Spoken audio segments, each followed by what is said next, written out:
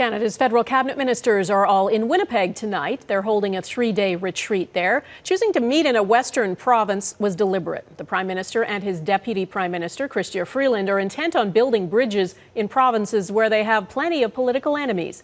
Abigail Bimman reports. I'm really pleased to be back in Winnipeg. Winnipeg, gateway to the West, with a premier who could act as a bridge between Prime Minister Justin Trudeau and more hostile Western leaders. Well, I'm not a Wexit fan. I think I've made that pretty clear.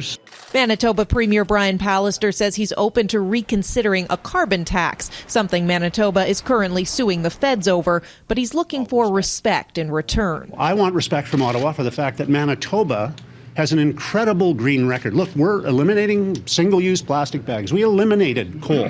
It has cost my farm thousands of dollars. Farmer William Pallister is with the Western Canadian Wheat Growers Association and also happens to be a nephew of the Premier. He says the carbon tax is his biggest concern and Western alienation is very real. He's disappointed the Agriculture Minister isn't meeting with farming groups like his on this trip.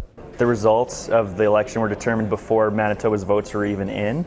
So it does seem like our voice isn't being heard, and it seems like almost leaning towards Western self-government is actually being discussed in the coffee shops. Well, welcome, Deputy Prime Minister. Since re-election, Deputy Prime Minister Chrystia Freeland has been spending a lot of time in the West listening to concerns. Our first priority needs to be, let's look for where the common ground is.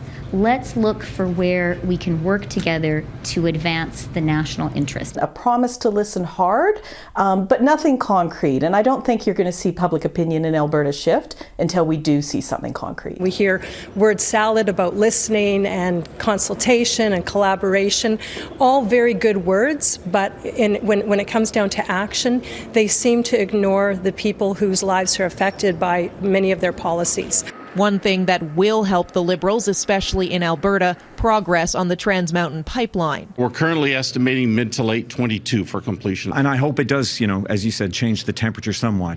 Tuesday, Cabinet will hear from more Westerners at a session led by Special Representative to the Prairies, Jim Carr. But what concrete actions Liberals plan to take on this file remains to be seen, with the House set to resume next week. Abigail Bimman, Global News, Winnipeg.